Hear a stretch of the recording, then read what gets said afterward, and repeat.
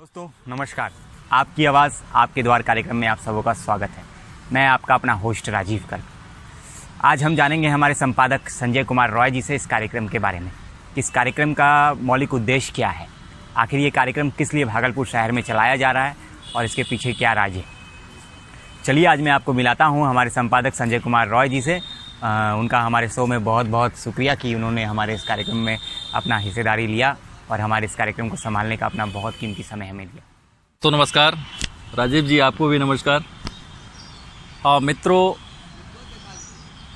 आपकी आवाज़ आपका द्वार कार्यक्रम में आप सबों का स्वागत है।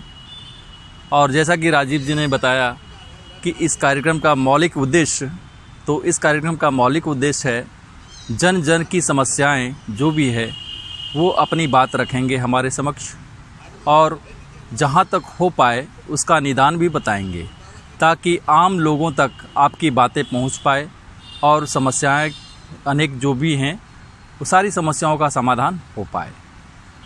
चलिए अब चर्चा करते हैं और शुरुआत करते हैं हम एक नए लोगों के साथ, जिनके साथ हम बात करेंगे और उनकी समस्याएं जानेंगे। शहर की समस्याएं क्या है, उनके दिमाग में क्या समस्याएं चल रही है और क्या वो समाधान बता पाते हैं, क्या समाधान हो सकता है। तो दोस्तों, हमारा यह कार्यक्रम हर एक सप्ताह चलता रहेगा और आपसे यह अपेक्षा है कि यह कार्यक्रम को अंत तक देखें और फिर सब्सक्राइब करें, और आपके कोई विचार हो तो कृपया इसे कमेंट भी करें। दोस्तों, तो आज हमारे बीच भागलपुर शहर के निवासी मोहम्मद सुल्तान मौजूद हैं और सुल्तान जी भागलपुर शहर की समस्याओं के बारे में बताएंगे और समस्या का समाधान क्या हो सकता है इसके बारे में भी बताएंगे। तो मोहम्मद सुल्तान जी, हमारे इस कार्यक्रम में आपका बहुत बहुत स्वागत है। धन्यवाद सर। आप अपनी समस्याओं को रखें और इस समस्या का समाधान क्या आपके दिमाग में है कृपया वो भी बताएंगे। तो आप सबसे पहले बताएं कि भागलपुर शहर की समस्याएं क्या है आपकी नज़र में। नमस्कार दोस्तों, सबसे पहले मैं आप सबका तहे दिल से शुक्रिया अदा करता हूँ मुझे इस कार्यक्रम के पहले शूट पर बुलाया। इस सब का मैं आप सब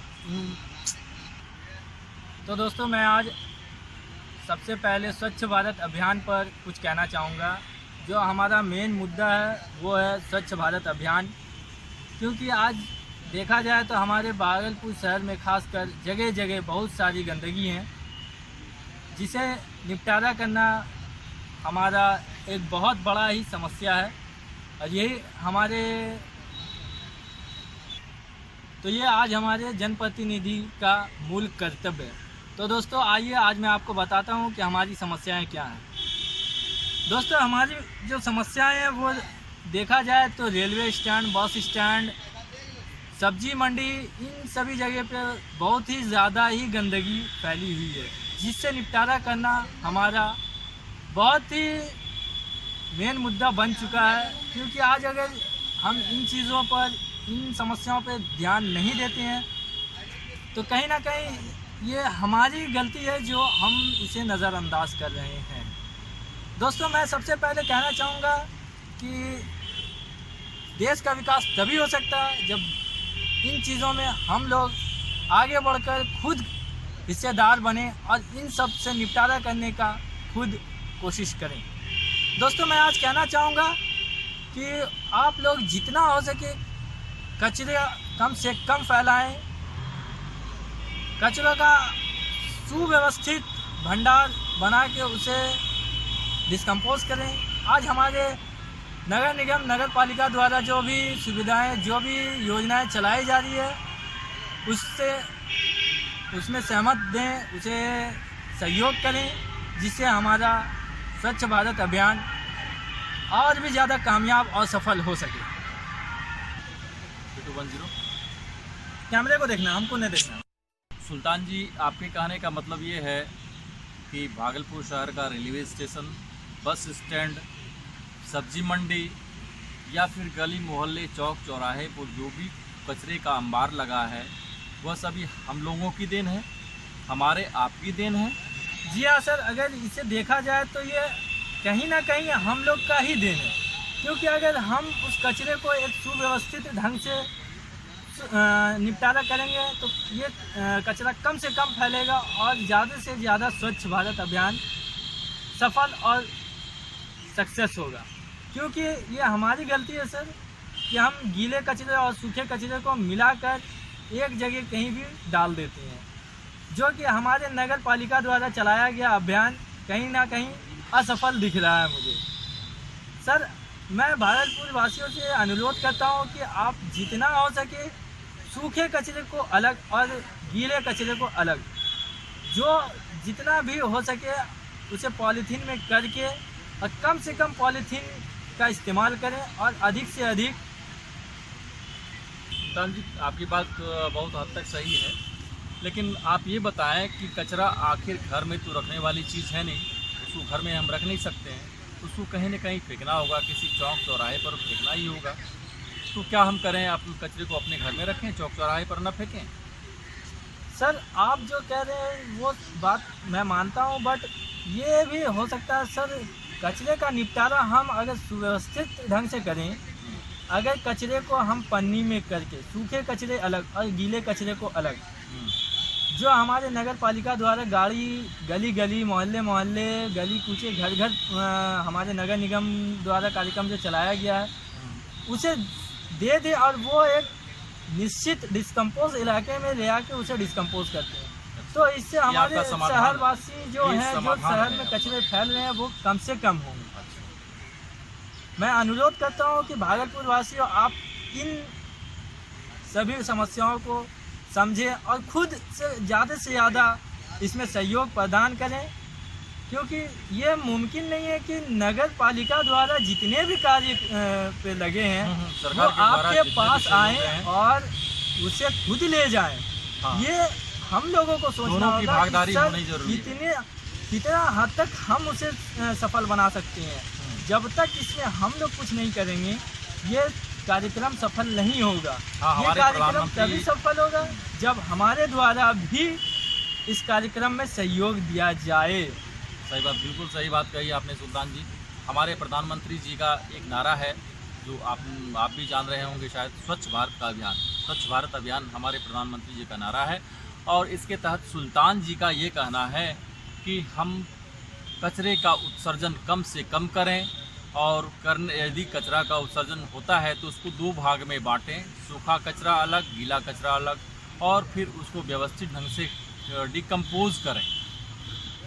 इससे क्या होगा कि प्रदूषण नहीं फैलेगा। यही कहना है आपका?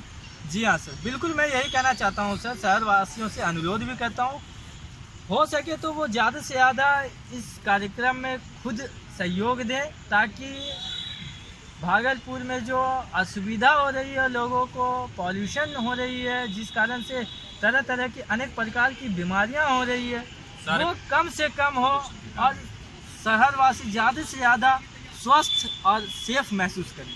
बिल्कुल सही बात। आज आप रेलवे स्टेशन जाएं या बस स्टैंड जाएं या फिर आप सब्जी मंडी प्रवेश जब करेंगे पुल के ठीक नीचे के रास्ते से, तो शायद आपको लगेगा बेहोश होकर गिर जाएंगे। शायद सुल्तान जी ने ये महसूस किया होगा, इसलिए इनकी बात मैं ये बहुत हद तक देख चुका हूँ। हमारे कार्यक्रम द्वारा, हमारे नगर निगम द्वारा ये कार्यक्रम कई बार प्रसारित किया गया, कई बार चलाया गया, इतनी दफ़ा साफ सफाई कराई गई।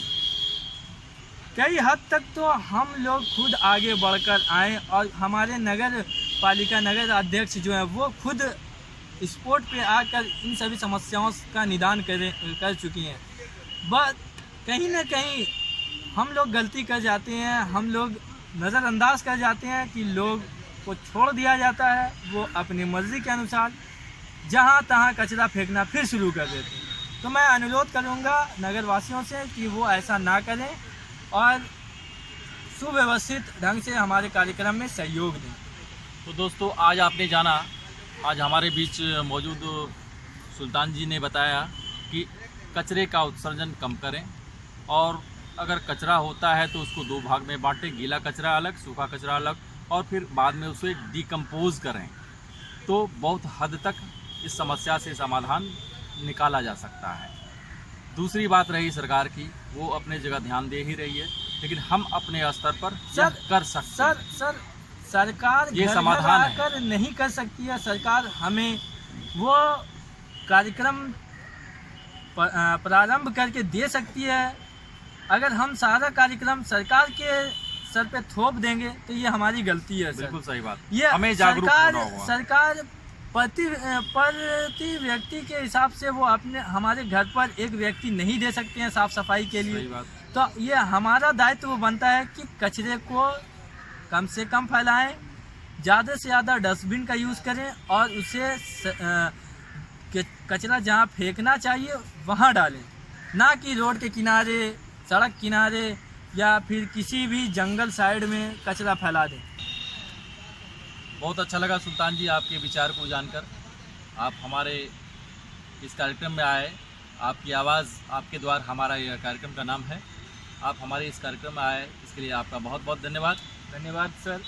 और दोस्तों, अब अगले दिन मिलेंगे किसी नए चेहरे के साथ, नई समस्याओं के साथ और नए अंदाज में, नए सुझाव के साथ, नई समस्याओं के समाधान के साथ। तो दोस्तों, आज के लिए बस नमस्कार।